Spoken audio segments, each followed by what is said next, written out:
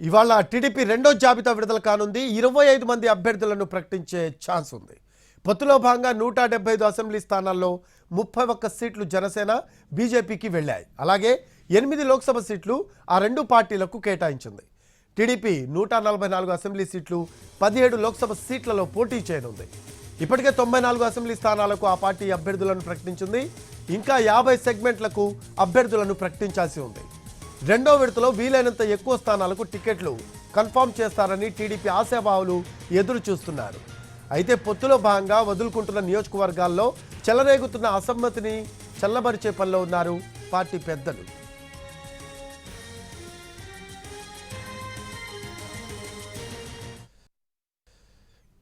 దీనికి సంబంధించిన latest updates అందించడానికి మా కరెస్పాండెంట్ పిఎంఆర్ లైవ్లో అందుబాటులో ఉన్నారు. పిఎంఆర్, ఇవాళ టీడీపీ రెండో జాబితా విడుదల కానుంది. సో ముఖ్యంగా ఎవరెవరి పేర్లు ఈరోజు ప్రకటించే అవకాశం ఉందంటారు?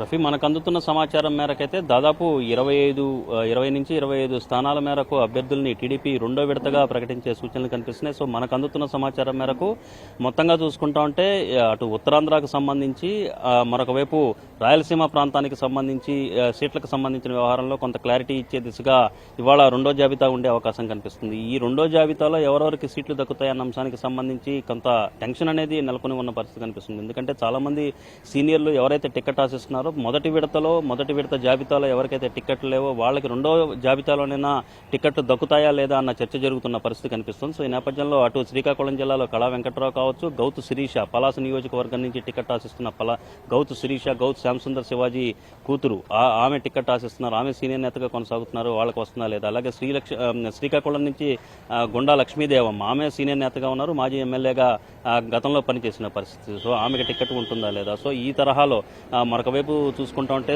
సోమిరెడ్డి చంద్రమోహన్ రెడ్డి సర్వేపల్లి నుంచి టికెట్ ఆశిస్తున్నారు. మరొక వైపు బండారు సత్యనారాయణమూర్తి పెందుర్తి టికెట్ ఆశిస్తున్నారు. ఆయనకి పెందుర్తి నియోజకవర్గాన్ని జనసేనకు కేటాయించడంతో ఆయనకు వేరే చోట మాడుగుల నియోజకవర్గాన్ని కేటాయిస్తున్నారనే చర్చ అయితే జరుగుతుంది. ఈ నేపథ్యంలో బండారు సత్యనారాయణమూర్తికి ఈ రెండో విడత జాబితాలో అవకాశం ఉంటుందా లేదా అని కూడా ఆయన అనుచరులు కావచ్చు, ఆయన కావచ్చు ఎదురు చూస్తున్న పరిస్థితి కనిపిస్తుంది. అలాగే గంటా శ్రీనివాసరావు చీపురుపల్లి నియోజకవర్గం నుంచి పోటీ చేయాల్సిందిగా పార్టీ వైపు నుంచి ఒత్తిడి వస్తున్న క్రమంలో ఆయన ఏం చేయాలన్న అంశానికి సంబంధించి కూడా కొంత తర్జన పడుతున్న పరిస్థితి కనిపిస్తోంది. సో ఈ క్రమంలో గంటా పేరుని ఇవాళ ప్రకటిస్తే దానికి గంటా ఏ విధంగా స్పందిస్తారనేది కూడా కొంత ఆసక్తికరమైన పరిణామంగా కనిపిస్తోంది. సో సోమిరెడ్డి చంద్రమోహన్ రెడ్డి ఇక్కడ మైలవరం నియోజకవర్గానికి వచ్చేసరికి దేవినేని ఉమామహేశ్వరరావు, కృష్ణా జిల్లాలో దేవినేని ఉమామహేశ్వరరావు, అలాగే గుంటూరు జిల్లాలో ఎరపతినేని శ్రీనివాసరావు, దెందులూరు నియోజకవర్గం నుంచి టికెట్ ఆశిస్తున్న చింతమనేని ప్రభాకర్. సో ఇటువంటి సీనియర్ నేతలు ఎవరైతే ఉన్నారో వాళ్ళందరికీ కూడా ఈసారి రెండో విడత జాబితాలోనైనా టికెట్ వస్తుందా లేదా అన్న